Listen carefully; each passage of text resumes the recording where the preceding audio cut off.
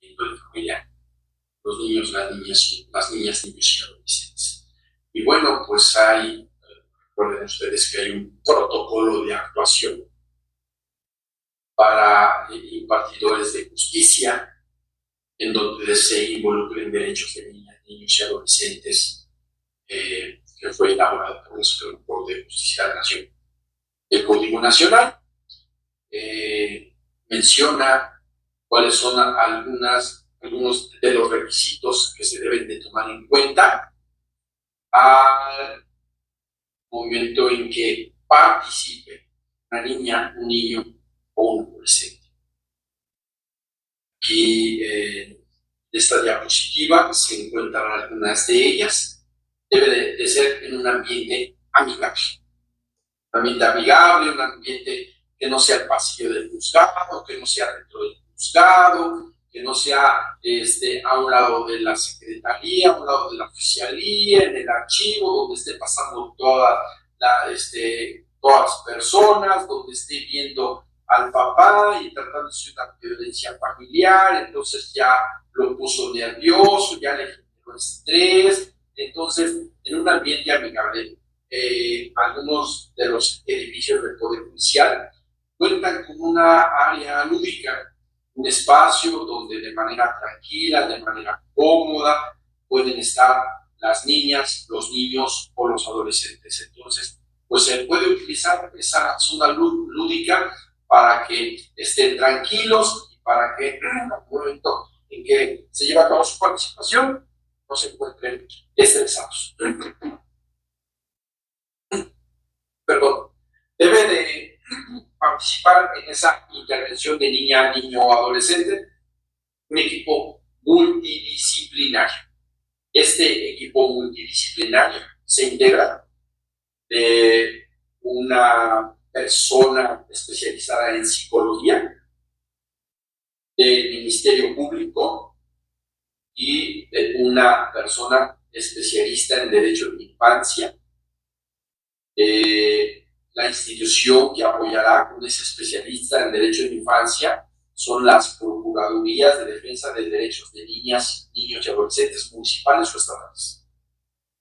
Y en caso de que la escucha nazca de una controversia de violencia familiar, específicamente violencia sexual, la niña, el niño o adolescente puede estar apoyado por una persona que sea de su total confianza.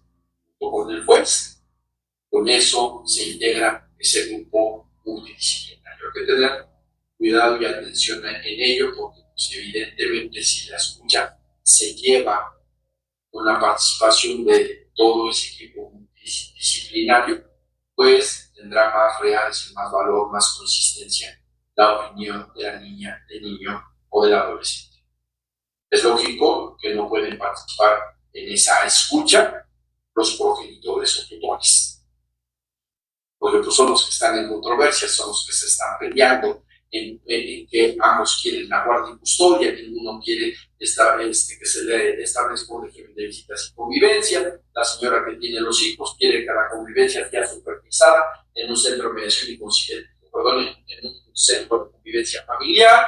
El señor dice que no, el señor quiere pernoctar con los hijos y entonces pues hay un grave conflicto entre los padres. Eso hace lógico que no puedan intervenir, estar presentes en las escuchas de sus hijos. Tiene la persona de apoyo, que ya les había indicado, de manera clara el Código Nacional indica que esa persona de apoyo tiene que aparecer cuando se trate de un caso de violencia familiar, son violencias, en su caso en su tipo de violencia sexual. La audiencia tiene que ser videograbada, es lógico, desde la entrevista que tenga el especialista con la niña, el niño o adolescente, para indicarle el motivo de su comparecencia, qué es lo que va a ocurrir, cómo va a ocurrir, que esté en calma, que esté en paz, que exprese por lo que quiera expresar, lo que quiera manifestar. todo eso tiene que ser grabado. Y evidentemente, esa entrevista tiene que ser resguardada. ¿Okay? ¿No?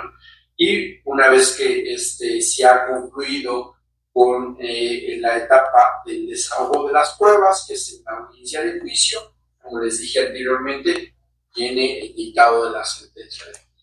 Y es importante que hablemos de los sistemas de valoración de prueba. ¿Sí? El primer sistema de valoración que se establece en el Código Nacional, pues es la sana crítica. ¿Qué es la sana crítica? Bueno, pues que tiene que existir una vinculación entre la lógica y la experiencia para poder determinar al dictado de la sentencia definitiva qué pruebas tienen valor pleno y qué pruebas no lo tienen, por qué sí y por qué no. Hay pruebas tasadas, en este caso por las documentales públicas, que tienen prueba o valor pleno, y de ahí pues el juez tendrá que valorar todos los medios de prueba para poder establecer si son indicios, que esos indicios pues se concatenan con otro medio de prueba para darle valor pleno, el valor de las testimoniales, de las documentales privadas que tienen valor pleno, cuando no hayan sido objetadas, cuando siendo objetadas no se demostró la objeción, o cuando siendo impugnadas no se demostró esa impugnación. La presunción legal sabemos que es hacer prueba plena, salvo que se trate de derecho extranjero, y las presunciones humanas pues, únicamente son indicios, sospechas o conjeturas que conjugadas, combinadas con otros medios de prueba, pues se les puede conceder valor pleno. Y con base en eso, pues se emite una sentencia definitiva que debe de colmar 4 requisitos, que son motivación, congruencia, fundamentación y exhaustividad, para poder emitir esa decisión. Ahora, voy a indicarles algunos temas que se mencionan también en el libro cuarto de la oralidad familiar, es de la justicia familiar, para que los tomen en cuenta y robustezcan más esta sesión que se está desarrollando. En el artículo 552 se establecen obligaciones de las partes que intervienen en la controversia. Las obligaciones de las partes, bueno, pues es que asistan a las audiencias que permitan el desahogo de inspecciones judiciales, que permitan que se tome material genético, que permitan que sus personas o las personas de sus hijos se lleven a cabo periciales. Se lleven a cabo periciales, y si no lo hacen, se tendrán por ciertas, pues, las afirmaciones y serán tomadas en cuenta al momento en que se emita la sentencia definitiva. Artículo 554, ligado con el artículo 561, habla de las conductas violentas de las partes, las conductas violentas que pueden dar como consecuencia un cambio de guardia y custodia, o una suspensión de guardia y custodia, o una suspensión de régimen de visitas y convivencias. Entonces, eso también se puede alegar en cualquier etapa del proceso oral familiar.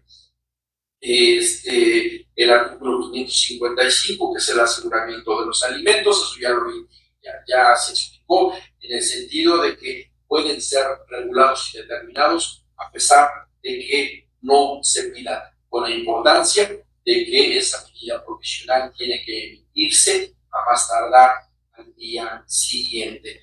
Y después del artículo 556, el Código Nacional habla de las medidas provisionales que pueden ser modificadas o revocadas en cualquier momento, siempre y cuando exista un cambio de circunstancias. El artículo 557 regula el interés superior de la infancia. Ya establecimos cuál es la importancia del interés superior de la infancia, porque la autoridad tiene que hacer unos ajustes razonables cuando se encuentren involucrados derechos de niñas, niños y adolescentes. Uno de los más importantes es que puede ir más allá de lo que se dicte o se mencione en la demanda, junto con haciendo uso del interés superior de la infancia, con la oficiosidad y la suplencia de la deficiencia de la demanda. ¿Ok? Las partes pueden ser citadas por la autoridad en el momento que lo decida para que la autoridad pueda interrogarlas sobre algún punto que a la autoridad no le haya quedado claro y que pueda utilizar al momento en que se emita la sentencia definitiva. Después, hay un tema que se regula en el libro cuarto de la justicia familiar, que es el tema de la pensión alimenticia, y que indica que se debe de emitir de inmediato la medida provisional de alimentos, se pida o no se pida. Y nos habla de el momento en que el deudor alimentario no cumple con su obligación de proporcionar alimentos, traerá como consecuencia que se inscriba en el Registro Nacional de Obligaciones Alimentarias y se le retenga su pasaporte para que no pueda salir del país. Se puede generar también al momento de admitir la demanda el perfeccionamiento, admisión, preparación y perfeccionamiento o desarrollo de una prueba oficial en materia de trabajo social, para que esa prueba en materia de trabajo social se encuentre debidamente desahogada a la audiencia preliminar. ¿Okay? Si el monto que se fijó como pensión alimenticia provisional no es del agrado del deudor alimentario, la única forma en que se puede modificar es a través de la tramitación de un incidente.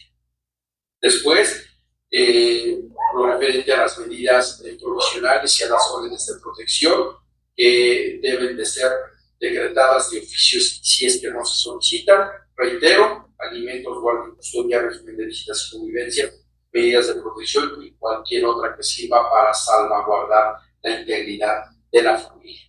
¿Okay? Aquí lo importante en cuanto a la emisión de las medidas de protección es que deben de ser dictadas en un lapso de tiempo 24 horas y deben de cumplirse en 72 horas. Y para ello se toma en cuenta lo que indica la Ley General de Acceso a las Mujeres a una vida libre de violencia. ¿Sí? Si no se pagan los alimentos por 2 meses o 60 días, entonces el deudor alimentario es inscrito en el registro de deudores alimentarios morosos. Como les indiqué, se le retiene su pasaporte y además se le pagan bienes de su propiedad suficientes para garantizar la falta de cumplimiento de la pensión alimenticia. Y una vez que ya se tienen todos esos elementos, dará como consecuencia que válidamente pueda emitirse una sentencia definitiva. Y a la sentencia definitiva puede ser recurrida a través del recurso de apelación resuelto por segunda instancia, que en caso de que determine que las pruebas no son suficientes o se necesitan medios de prueba para poder emitir la sentencia, tendrán que desahogarse en segunda instancia porque no existe el reenvío. Y posterior a ello, bueno, pues ustedes saben que la ejecutoria que se emita por segunda instancia puede ser motivo de un amparo directo resuelto por el tribunal colegiado de circuito.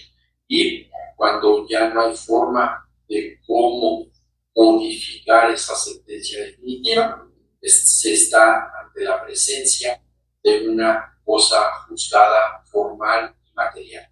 ¿Por qué formal y material? Inmaterial porque ya no puede ser discutida y ya no puede ser recurrida.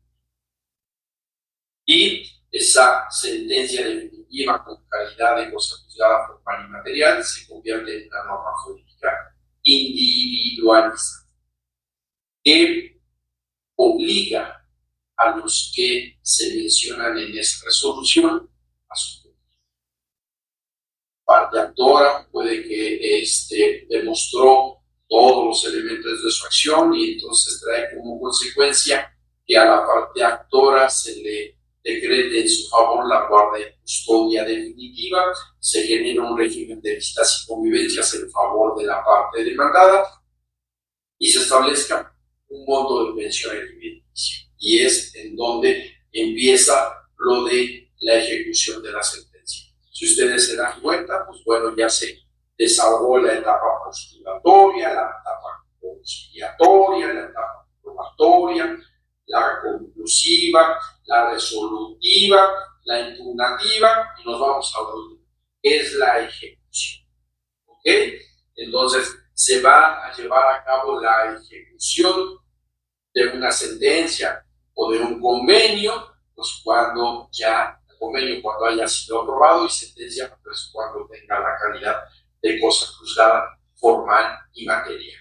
Y entonces en esta diapositiva se explica con precisión cuáles son las sentencias que causan ejecutoria por Ministerio de Ley, y son las sentencias de segunda instancia, las que resuelven una queja, las que resuelven una competencia, las que se declaran irrevocables, las que no pueden ser recurridas, los convenios de mediación, conciliación o transacción. Esas actuaciones, bueno, pues causan ejecutoria por Ministerio de Ley. Por declaración judicial, tenemos de oficio y a petición de parte, y son las sentencias, resoluciones judiciales consentidas expresamente, las sentencias en que no se interponga recurso, las sentencias contra de las cuales se interpuso un recurso, pero se confirmó la sentencia, lo que implica que se está ante la presencia de una sentencia definitiva con calidad de cosa juzgada formal y material, que da como consecuencia el que se pueda ordenar su ejecución.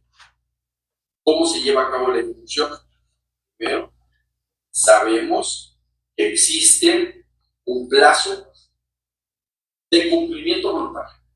El Código Nacional indica que se tiene que señalar una audiencia donde participe quien gana, quien pierde, y se pongan de acuerdo en la forma del cumplimiento de la sentencia. Esa audiencia nos sirve para modificar el sentido de la sentencia, sino única y exclusivamente sirve para establecer cuál sería la forma de su cumplimiento, estableciendo condiciones, periodos, pagos, entregas, cuando recuerden ustedes que las sentencias pues pueden ser de la condición de dar, hacer o no hacer. Entonces, depende de la condena, es el cumplimiento voluntario que se tiene que llevar a cabo y que se tiene que materializar. Tratándose de materia familiar, la mejor es la entrega de los hijos a la parte a la que se le ha otorgado la guardia y custodia, el pago de una pensión alimenticia, pensión alimenticia adeudada, pensiones alimenticias retroactivas. Entonces, esa audiencia sirve para establecer con precisión la forma en que se cumplirá de manera voluntaria. Entonces, cuando el cumplimiento es de manera voluntaria, pues se consigue que esa sentencia se materialice de manera pronta, de manera rápida, de manera o con celeridad. Entonces, es muy importante que en esa audiencia, para poder establecer las condiciones del cumplimiento voluntario, el juez ponga pues, su experiencia para poder explicarle a las partes que la sentencia, al tener una calidad de cosa juzgada, debe de ser sí o sí cumplida, y que únicamente la audiencia sirve para establecer las condiciones de eso. La buena fe y la lealtad procesal. Es evidente que la persona que perdió tiene la obligación de cumplir de buena fe en los términos establecidos en la sentencia, ¿sí? Y después habla con relación a que el cumplimiento voluntario de la sentencia debe de estar ligado a principios de idoneidad, razonabilidad y proporcionalidad. Pero eso no quiere decir que se modifique el sentido de la sentencia, sino únicamente que sirva como forma para dar cumplimiento voluntario a la sentencia. Y después, el cumplimiento voluntario que se rige con relación a la ejecución, pues es la óptica de los derechos humanos. Muchas personas que ya se sienten han sido condenadas a través de la sentencia, empiezan a indicar que nadie está obligado a lo imposible y que no pueden cumplir porque no ganan lo suficiente, porque no tienen el recurso monetario para cumplir con el importe que se estableció en la sentencia definitiva. Bueno, se utiliza la óptica de los derechos humanos. Reitero, no para modificar el sentido de la sentencia, sino para establecer un mecanismo de cumplimiento voluntario de esa sentencia. Bueno, si no se logra ese cumplimiento voluntario, a pesar de que se hace todo lo necesario para que se lleve a cabo de esa manera el cumplimiento, parece el cumplimiento forzoso. Pero mientras tanto, pues vamos a ver cuáles son las reglas de competencia de ejecución de las sentencias o de los convenios. Entonces, hay dos columnas, una que indica que es tratándose de qué tipo de sentencias o de qué tipo de convenios o resoluciones y cuál es la autoridad correspondiente para ordenar su cumplimiento. En tratándose de sentencias definitivas ejecutoriadas, la autoridad competente es quien conoció del procedimiento en primera instancia. De resoluciones firmes que resuelven un incidente, la autoridad que conozca del expediente principal. Los convenios celebrados en primera instancia, pues es juez competente el que conozca del asunto en que tuvieron lugar. Transacciones o convenios que se celebran en segunda instancia, será el competente el juez de primera instancia. Sentencias arbitrales, laudos, convenios, mediación, transacción extrajudiciales y celebrados ante autoridades correspondientes, bueno, la designada por las partes o en su defecto la de lugar del procedimiento o de la ubicación de los bienes objeto de la ejecución, ¿sí? A elección de la parte ejecutada. Recuerden, en materia familiar no es perenne la existencia de la cosa judicial. Hay un artículo en Código de Procedimientos Civiles que también es aplicado para el Código Nacional, porque lo reitera en diversos momentos, que las sentencias que resuelvan una controversia familiar pueden ser modificadas. Y es más claro, el Código Nacional a establecer que esa modificación puede realizarse a través de vía incidental o de juicio nuevo. Cuando ya no se está ante la presencia de una cosa juzgada en una sentencia emitida en una controversia familiar, cuando hayan cambiado las circunstancias que motivaron el dictado de la sentencia. Ejemplos, muchos. Se dicta una sentencia definitiva donde el padre deudor alimentario es condenado a pagar en favor de su hija como pensión alimenticia definitiva el 20% de lo que gana en su vida. Pero resulta ser que la hija tiene 20 años, ya no estudia, incluso ya se casó, ya trabaja, ya tiene hijos. Pues bueno, es motivo para poder considerar que las condiciones han cambiado. En este caso, el progenitor puede reclamar el cambio de esa determinación incidental o a través del juicio nuevo. Cambio de circunstancias también lo sería el hecho de que los hijos adolescentes que vivían con papá y que mamá otorgaba pensión alimenticia y que así fue condenada en sentencia definitiva, resulta que los hijos adolescentes ahora viven con mamá. Es lógico que la mamá pueda reclamar vía incidental o juicio nuevo el cambio de guardia y custodia, la cancelación de pensión alimenticia, y ahora el papá otorgue pensión alimenticia, primero provisional y después definitiva. Lo que se utiliza mucho en los juzgados es: mamá tiene otorgada guardia y custodia, ya provisional, ya definitiva, y de repente papá se lleva a los hijos y demanda la modificación de esa sentencia porque ahora los hijos quieren quedarse con él. Bueno, pues la autoridad tendrá que investigar si existe o no cambio de circunstancias y el papá tendrá que ejercitar su acción como juicio nuevo o de manera incidental. Entonces ya el Código Nacional indica con precisión que se puede hacer de las dos formas. Y pues bueno, con esta plática se ha concluido lo referente a tema del módulo 2, que es el juicio oral familiar, pues recordando que este tema se encuentra contemplado en el libro 4 del Código Nacional, que se refiere a la justicia familiar.